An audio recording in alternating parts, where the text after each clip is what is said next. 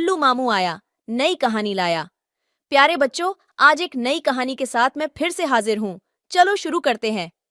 एक बार की बात है, किसी गांव के मंदिर में देव शर्मा नाम का एक प्रतिष्ठित साधु रहता था। गांव में सभी लोग उनका सम्मान करते थे। उसे अपने भक्तों से दान में तरह तरह के वस्त्र, उपहार, खाद्य सामग्री और पैसे मिलते थे।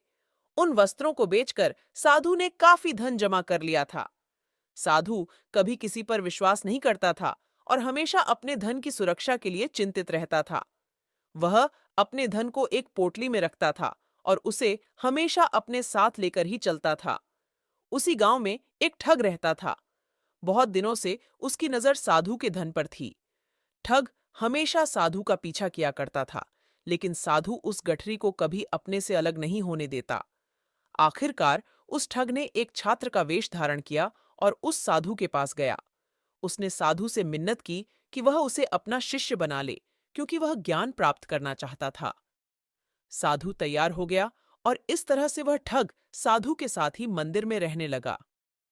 ठग मंदिर की साफ सफाई से लेकर अन्य सभी कार्य भी करता था और ठग ने साधु की खूब सेवा की और जल्दी ही उसका विश्वास पात्र बन गया। एक दिन साधु को पास के गांव में एक अनुष्ठान के लिए आमंत्रित किया गया। साधु ने वह आमंत्रण स्वीकार किया और निश्चित दिन साधु अपने शिष्य के साथ अनुष्ठान में भाग लेने के लिए निकल पड़ी डरिया। रास्ते में एक नदी पड़ी डरी और साधु ने स्नान करने की इच्छा व्यक्त की। उसने पैसों की गठरी को एक कंबल के भीतर रखा और उसे नदी के किनारे रख दिया। उसने ठग से सामान की रखवाली करने को कहा और खुद नहाने चला गया। ठग को तो कब से इसी पल का इंतजार था। जैसे ही साधु नदी में डुबकी लगाने गया, वह रुपयों की गठरी लेकर चंपत हो गया। तो ये थी हमारी आज की कहानी बच्चों। चलो अब सब मेरे को कमेंट्स में बताऊं, इस कहानी से आपने क्या सीखा।